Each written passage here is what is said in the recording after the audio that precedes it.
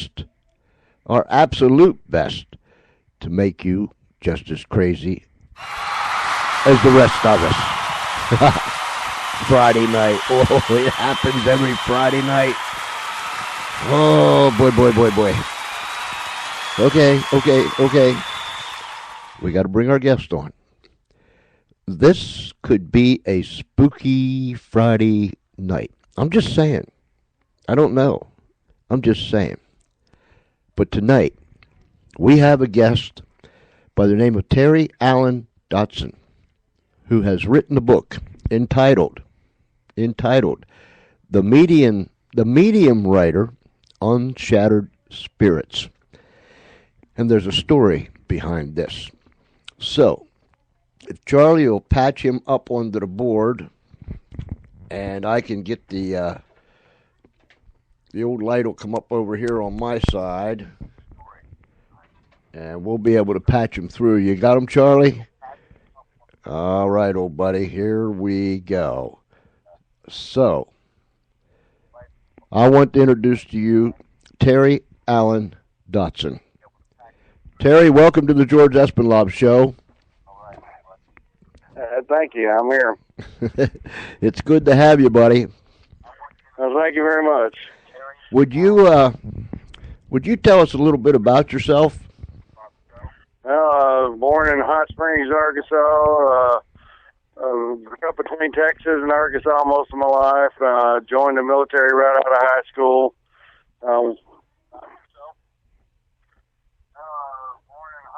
Could you do me a favor and turn that? Do you have your computer on, or are you listening to a show? Yeah, I'm listening. Yeah, could you turn it down, because we're getting a feedback through here. Okay, too easy. Do me a favor and turn that. Have your computer on. There we go. I muted it out. Okay, yeah, and there's probably a 15 or 20-second delay as it goes through the airwaves and so on and so forth. But thank you. You were saying.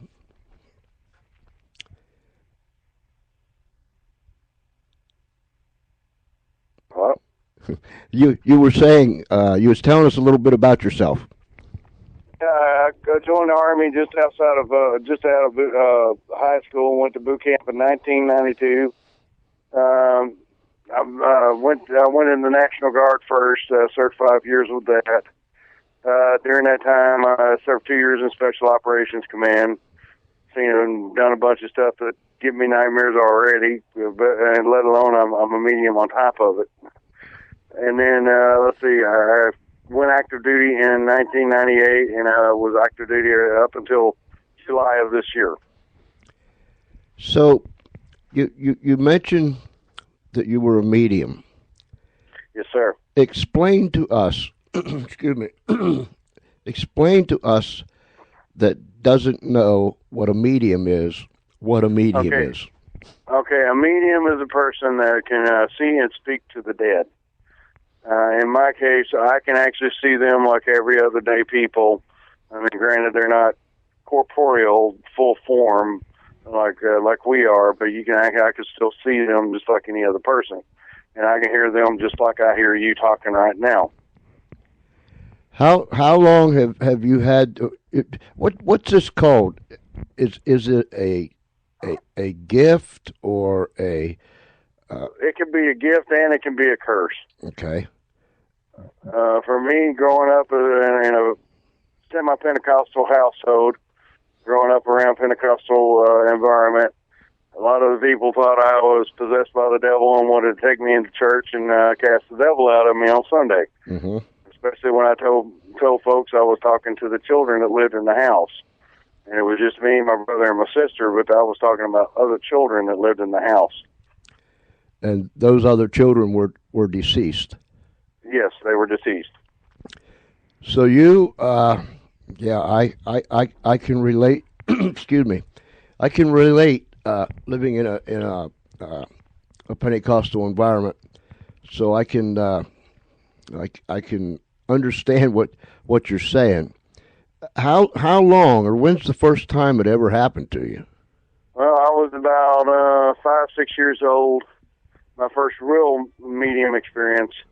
I was going to Oklahoma where my grandparents lived for the 4th of July, and went down to a pond there on my grandfather's farm, and all the cousins were out there playing on the dock and laughing and joking, and my cousin all of a sudden got a fish on his fishing pole, and it knocked me off into the water, and I had yet to learn to swim.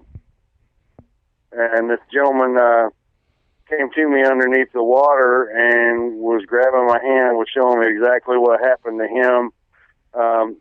Apparently, he caught his wife cheating on him with a door-to-door salesman on the farm, and he killed her, killed the man, and then killed himself. And at 5 years old, he showed me all this stuff. That's while you were drowning, right? Yeah, that's while I was under the water. So this had to be like, I mean, you saw all this stuff pretty. It had to be pretty fast. Right? I mean, I saw it through his mind's eye. Uh-huh. Wow. He showed me. I was seeing him walking up the back steps, going to the back of the farmhouse where my grandfather lived, and then next thing I know, I'm looking through her eyes, and as she's rushing this guy out the door and kisses him on the mouth right as he walks out the door. And then I get a morbid sense of agony from the man who killed all of them, as his heart was broken and he didn't know what else to do. So he grabbed a carbine off the wall and he killed her with a hay hook, and he shot the guy just past the mailbox in front of my grandfather's house. And so at 5 years old, that was pretty traumatic. Can you remember? I mean, it's bad enough that you fell in the water and you're drowned and you're fighting for your life. And you see this. And I guess it was a good thing, right? Because, I mean, you're here today to tell us about it, so obviously you didn't drown. Yeah. Did that man have something to do with you not drowning? To this day, I honestly feel that it's definitely a good possibility that he was the reason. Mm-hmm. I even was bitten by a water moccasin, and instead of it actually biting me and piercing the venom into me, it actually just pierced the skin. Mm. So I wasn't even poisoned by the snake. So and a lot of this I'm telling you from memory of what everybody told me after I came to. Mm-hmm. I came to on my grandmother's couch in the living room as everybody was standing over me, making sure I was all right. And did you tell them about the man? Well, my cousin was starting to get chewed out by my aunt, and that's when I blurted out that it wasn't his fault, that it wasn't his fault about the man in the water. He didn't know about him, and that he didn't mean to kill the lady and the other guy and then himself. He was just lonely and didn't know who to talk to. And naturally, everybody looks at you like you have two heads. Well, not so much that as it is my grandfather just starts laughing. My aunt and uncle, they were chewing into the cousins because they thought they told me the story, and they had never said a word. I already knew it firsthand. I got firsthand knowledge of it, so they were steadily freaking out because I knew all of this all of a sudden. Everybody in the family knew about the guy who lived there before my grandfather bought the farm. Mm-hmm. And so they were steadily freaking out. During your that was the first encounter with anything like this. So you're going to have to school me a little bit here, Terry. Excuse me. Is this considered under the heading of paranormal? Yeah, definitely. So definitely paranormal. So after that, did these things continue to happen, and how regular did they happen? Oh, on a daily basis. There's two ghosts who live in my in-laws' house. Mm. And one of them, he used to smoke a pipe, and 3 times a day I smelled pipe smoke throughout the house. So, what was it like going to school and this taking place? That was one of those things I just didn't talk about Uh-huh. because I honestly I didn't know anything about it in my childhood. During elementary school, I really honestly didn't know anything about it. Mm-hmm. So I pretty much would just keep quiet, and I kept to myself. I was one of those people. I mean, I was hyperactive to begin with, so I'm always getting into mischief. But when it comes to actual in the classroom, I was always quiet, and I wouldn't be outspoken. But there was always something different about me. Mm-hmm. And the other kids, obviously, they detected the difference. Oh yes, I was always hounded in school. I think I beat more bullies up going through school, elementary and junior high, than I ever have in my whole life. When these things would happen to you as you was growing up, but you wouldn't say anything to anybody, did it scare you? What kind of emotions did you go Well, through? there were a few times that I came across some that were pretty nasty on occasion, and those really would scare me really bad. And I actually had a bedwetting problem until I was 12 years old because of it. Mm-hmm. I wouldn't get out of bed because I was afraid somebody would be wanting to talk to me. Would And my mom didn't understand it when I was 12 years old and still went into bed and hadn't got over that. And I just I wouldn't get up out of the bed a lot at night just to go to the bathroom because I'd be scared to death. so you had you had all kind of emotional things going on. Mm-hmm. You were experiencing this on one side. You couldn't say anything to anybody about it on the other side. Mm-hmm. So you were like between a rock and a hard place, huh? Yeah, pretty much. Did this continue? I mean, once it started from your first time until now, has this continually always been a consistent happening to you? Yes, sir. It sure has.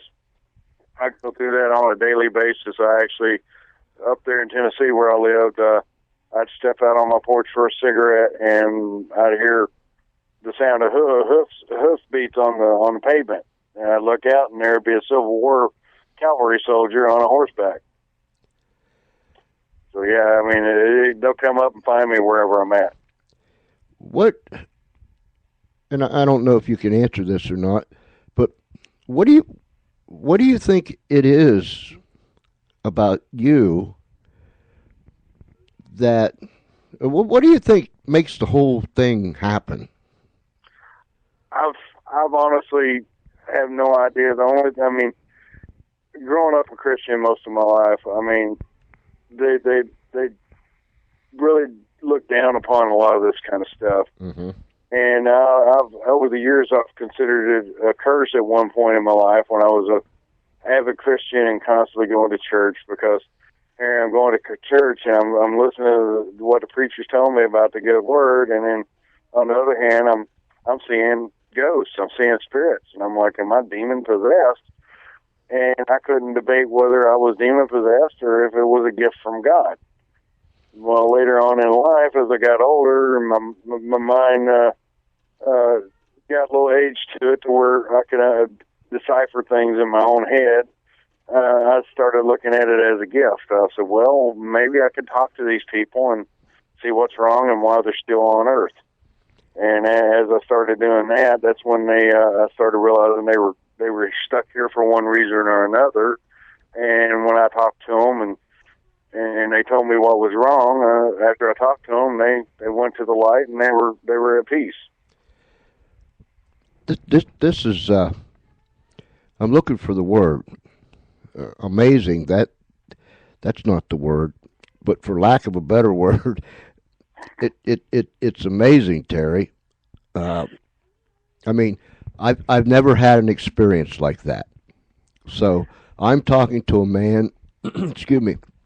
I'm talking to a man that has had this experience since he was a child. Mm-hmm. I'm the kind of guy that never says never, or I never say that's impossible, Yeah. or that just doesn't happen, because I'm just me.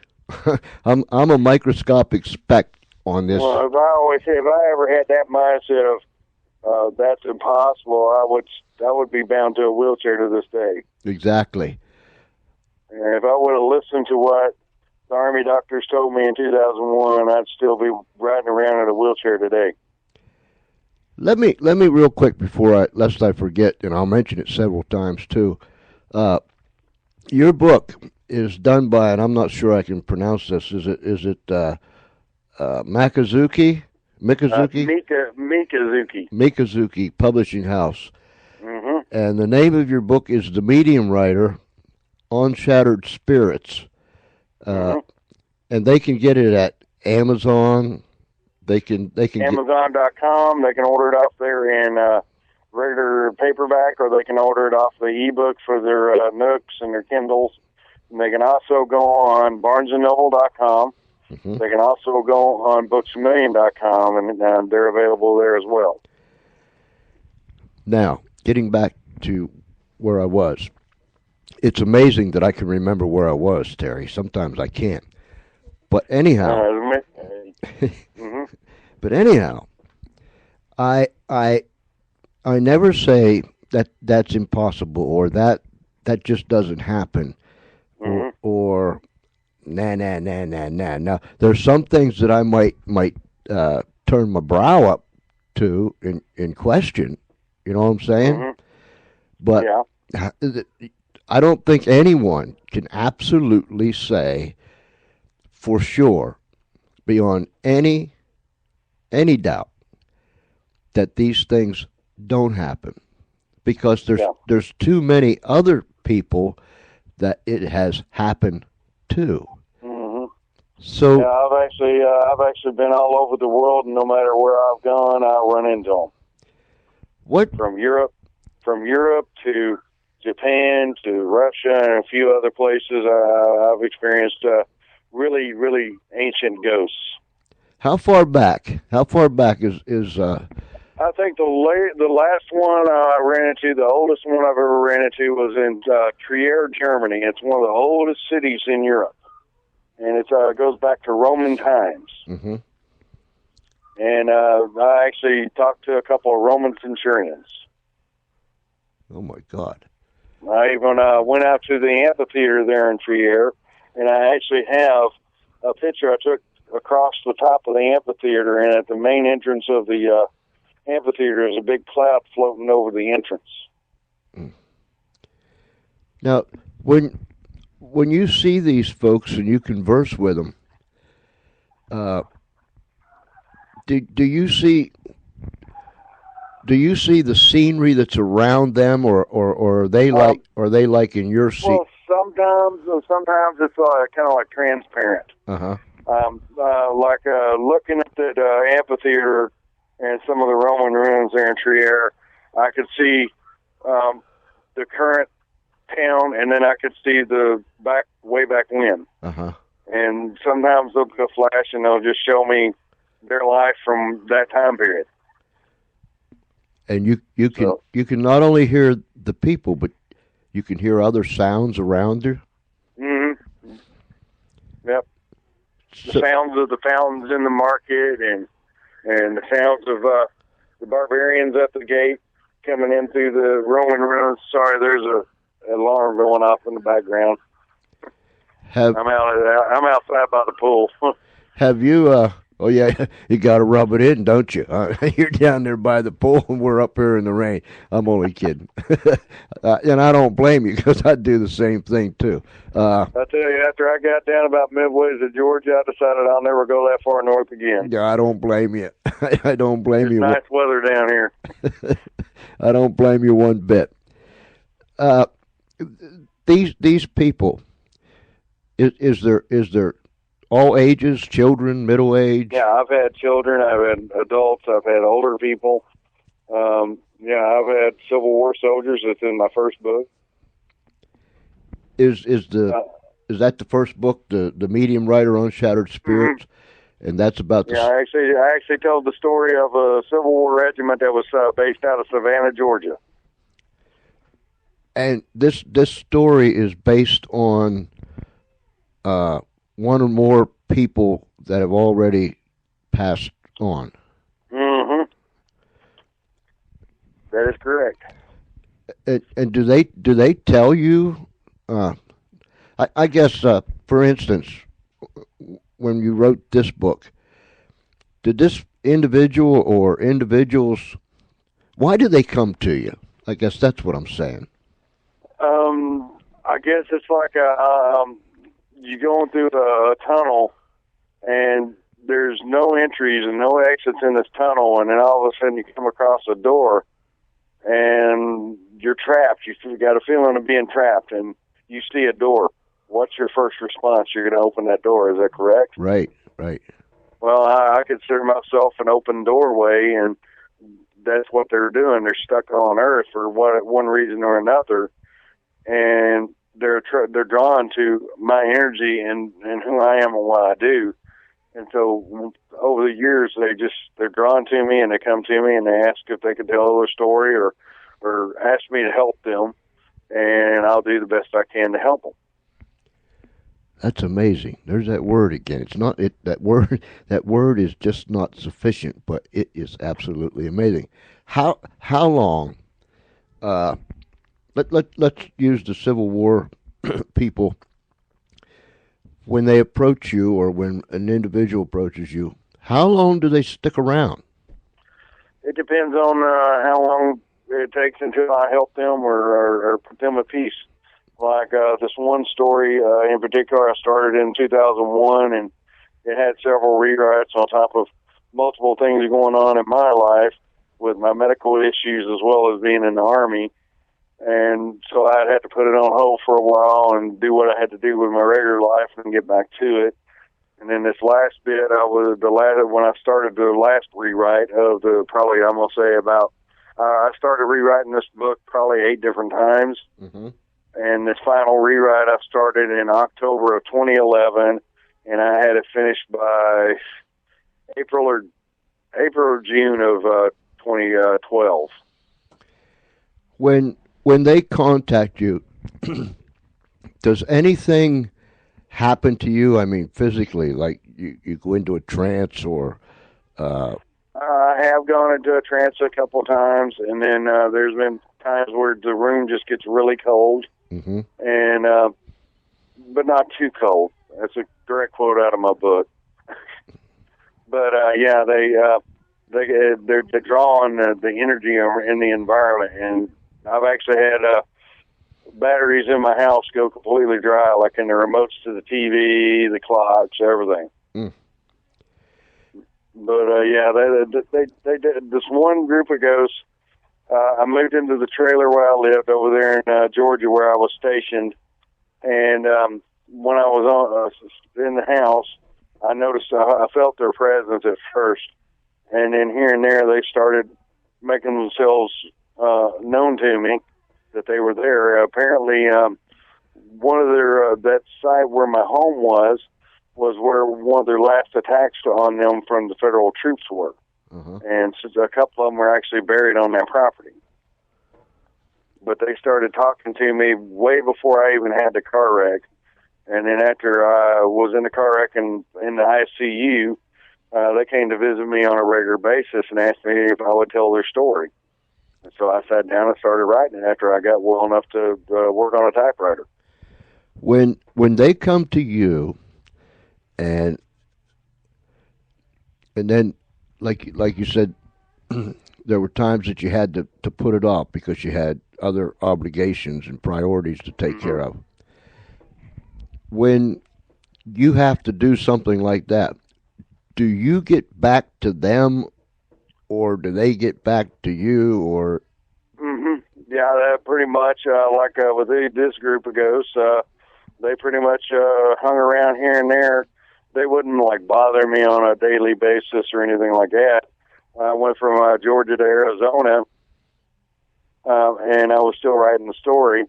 And the only time they would come around was when I would start writing the story. Mm-hmm. and that's when I would ask them to come around so I could continue.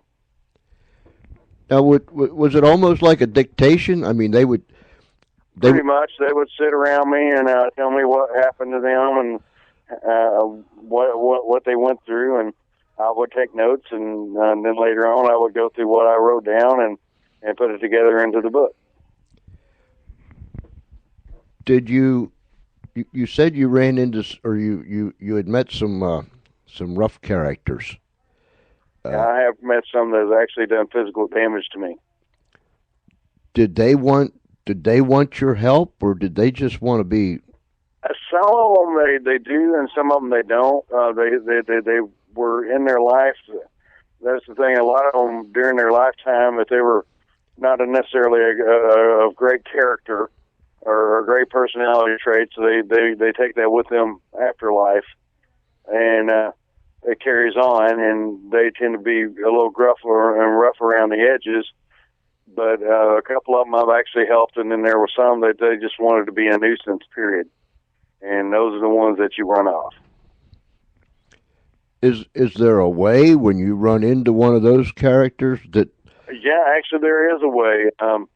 If you know anything about Christianity, there's always a way. To keep them at bay, huh? Okay, I got you, buddy. I got you. And as a medium, I can actually. I learned years ago that I'm the one in control, not them. I'm the one that's doing them a service. I'm the one that they're coming to. Therefore, I have the control over the situation, right? Not them. So that's another thing that helped me on my mental state as a child and growing up, to where I wouldn't be afraid of them. That's how I got to where I was unafraid of them. Can we go back to this the old man that that you first met when you were drowning? Mm-hmm. He killed his wife, and he killed the man that was being involved with his wife.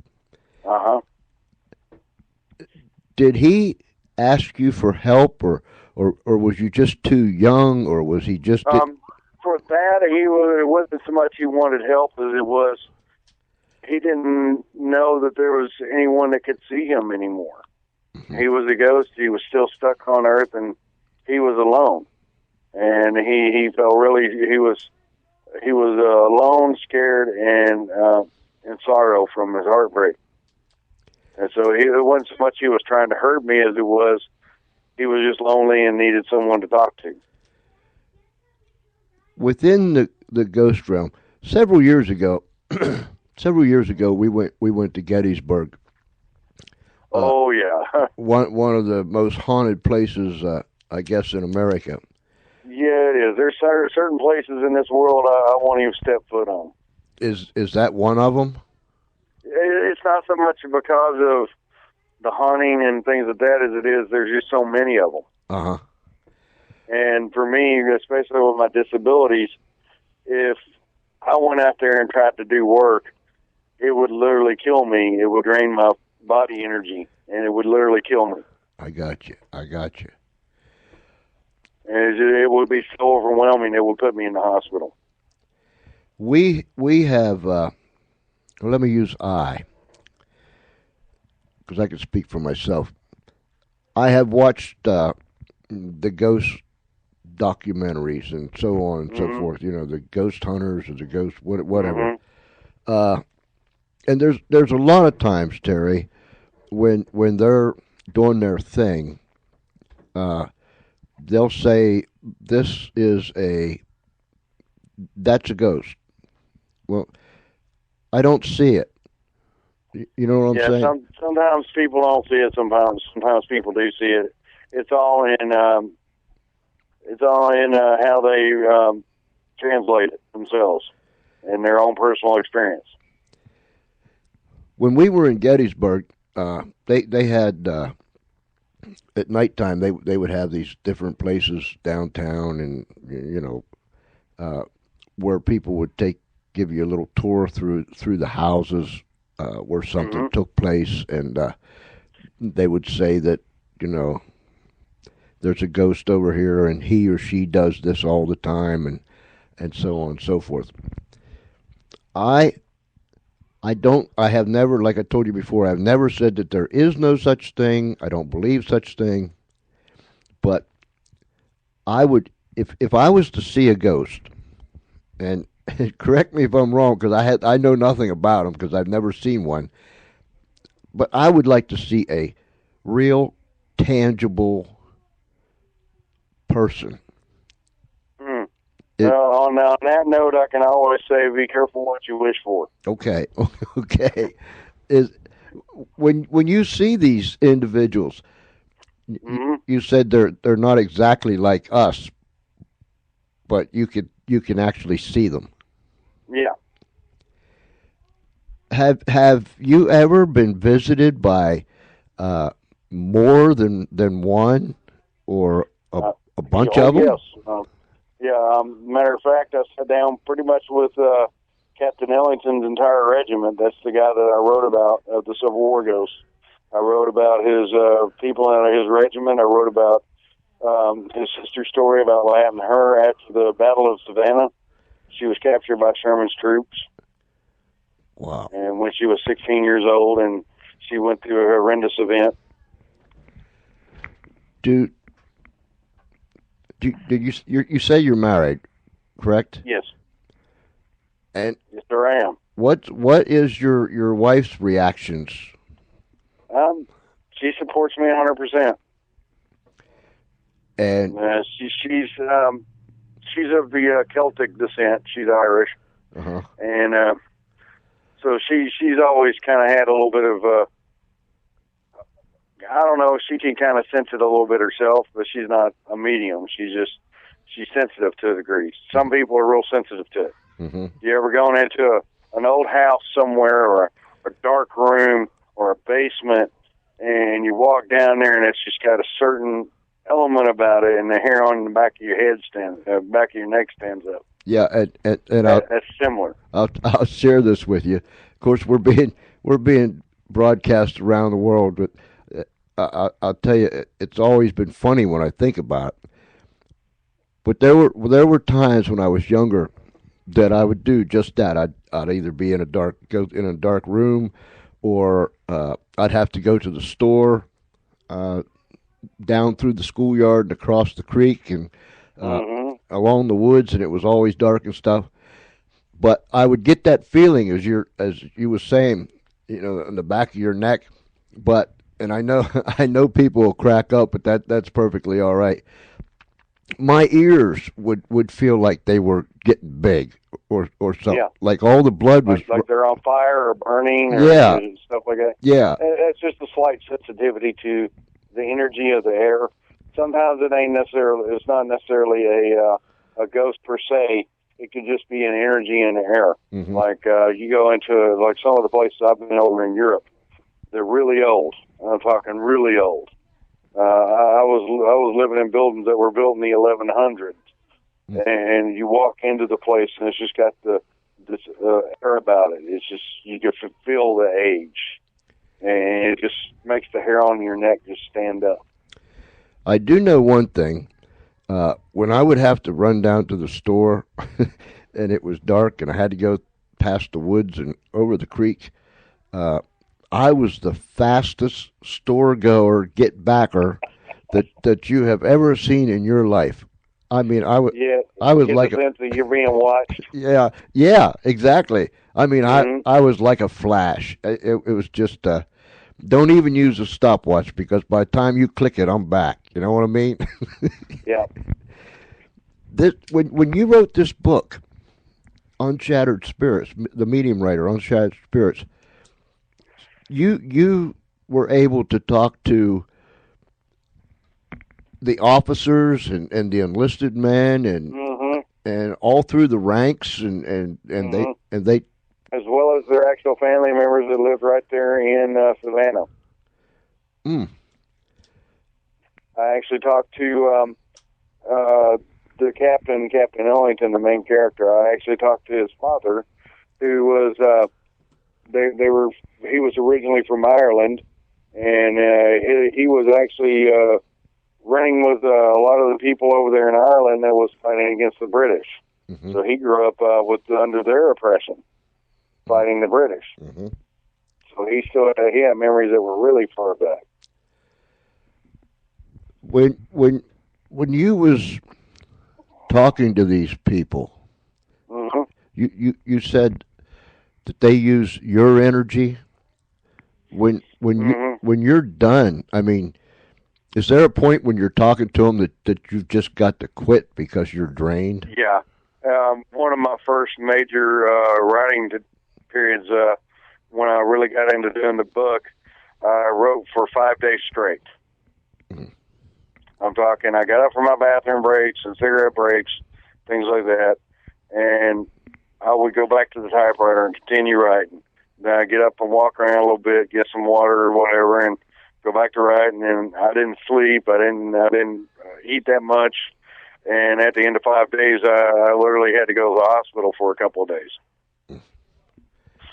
because physically I was recovering from the prominent car wreck injuries that I had, and it just drained my body so bad that it almost killed me a second time over. Mm. Or should I say a fifth time over? A fifth time over. Yeah.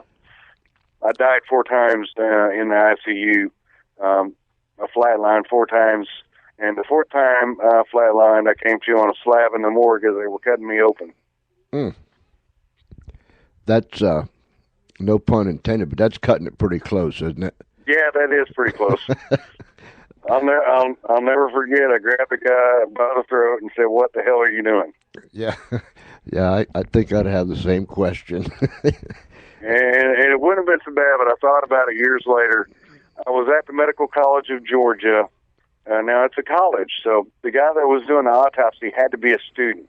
Uh-huh. And so I got to thinking years later, I bet he went and changed his pants and then changed his major. Right, right. Yeah, that was the turning point of his academic career. When when you did this particular book, what was it? Is that what they wanted? They wanted their story to be told, and then they would be at peace.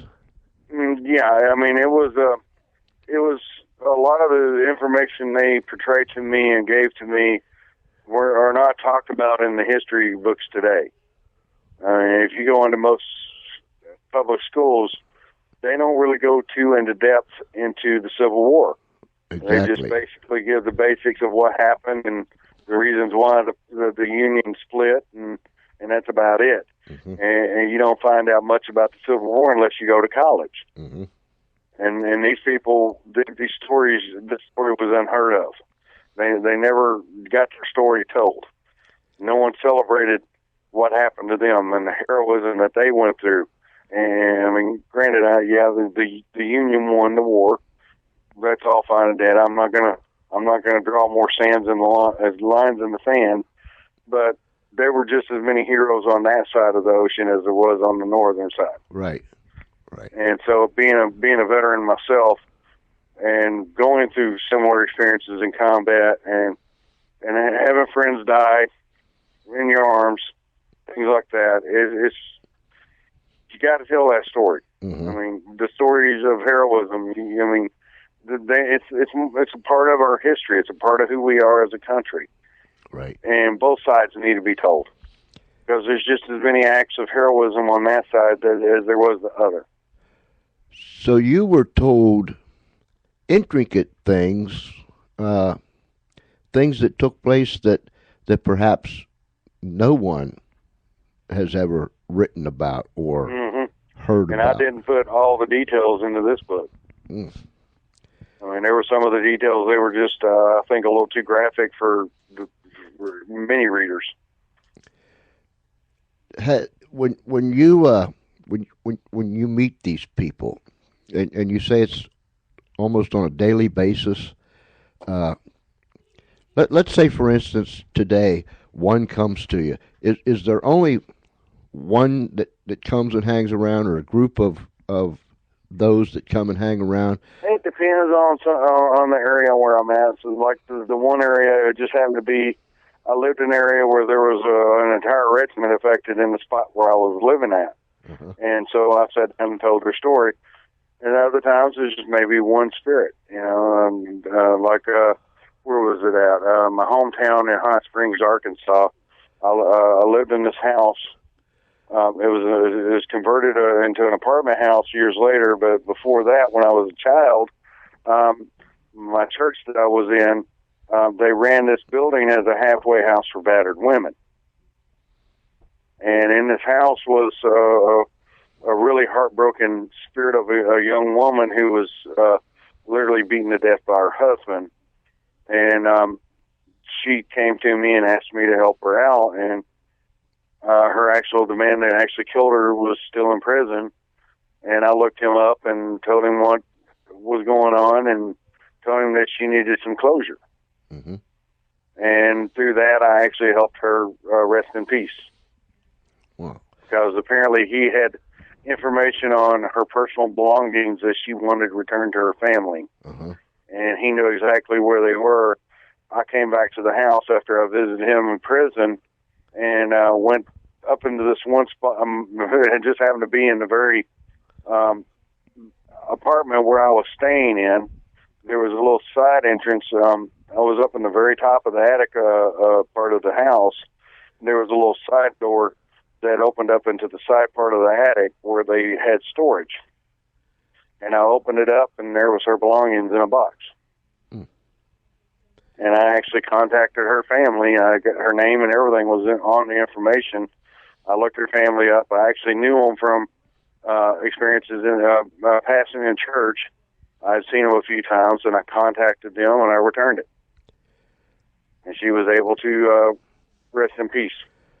Now, once you accomplish what they needed, and they go away, do they ever come back again, or are they gone? No, I mean none of the ones that I've ever helped have come back again. Uh-huh.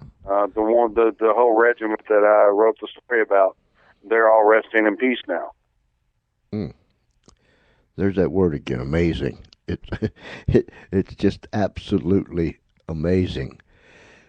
When you move from place to place, of course, when you was in the Army and you was different duty stations, the ghosts that you would come in contact would be, what do I want to call them?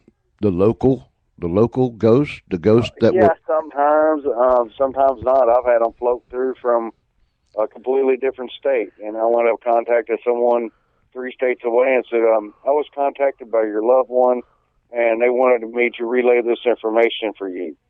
And then they rested in peace. How about the police? Have they ever used you or contacted you? No, I've never tried that. Mm-hmm. I don't feel like getting the third degree. I've seen things on TV where I could tell exactly what happened or where a person was, and I wanted to call the police, and I just knew if I did that they would probably sit there and question me for probably 24 hours or more. Right. and try to make me a suspect, and I'm like, I'm never even connected to this person. Uh-huh. I can understand that. Have you had any loved ones or relatives come to you at all? Oh, yeah. When I died that last time in ICU, I actually crossed over. Mm-hmm. I mean, I died and I was going to heaven, and I saw my great grandfather, who is a World War I veteran. I saw him, and he told me it was not my time yet, boy. Go back and tell your mama I love her. Mm. And that's exactly how he would talk. It's not your time yet, boy. Go back. Yeah, them old timers, they would call it boys. Yeah. Yep. Yeah, we all loved him dearly. His grandchildren, his great-grandchildren, his great-great-grandchildren loved him dearly. Let me throw this. And, my grandfather, he passed,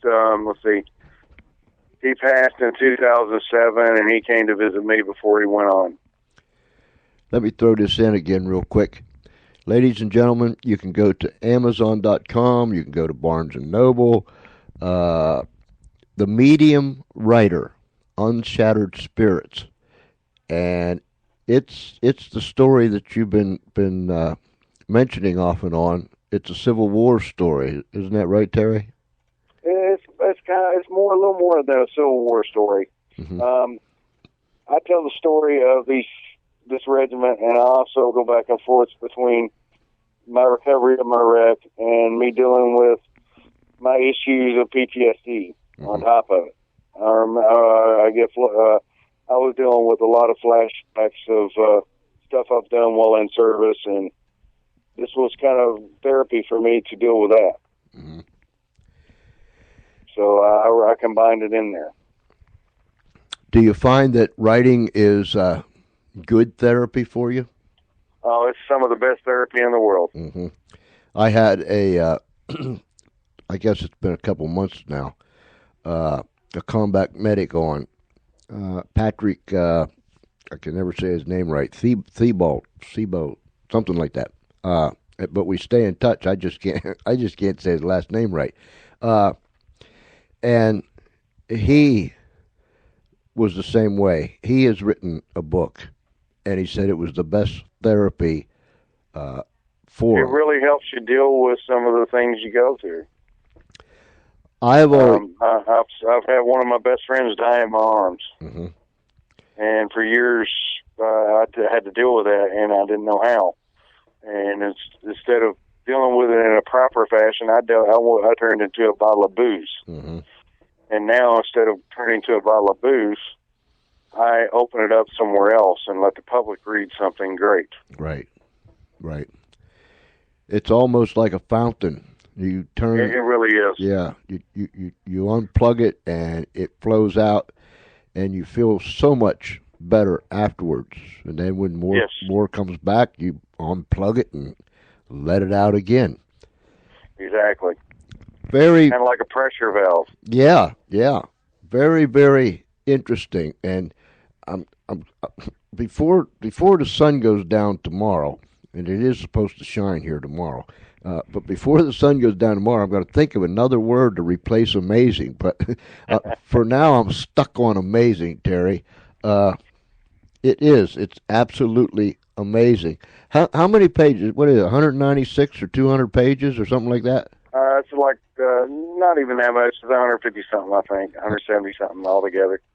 And what I'm looking at on the on Amazon, it looks like a very interesting read, and it looks like it would be one of those that once you sit down, you just want to keep going with it. You don't want to put it down. That's the way I designed it. I designed the plots where I would start off on my storyline about my recovery from my wreck, mm-hmm.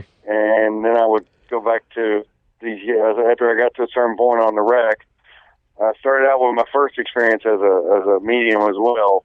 That's my very first chapter, and then I go from that to waking up in the ICU, and then from there I go into telling the story about the Civil War soldiers, and then I go back to, I remember this mission that I was on at such time while I was in service. Uh-huh.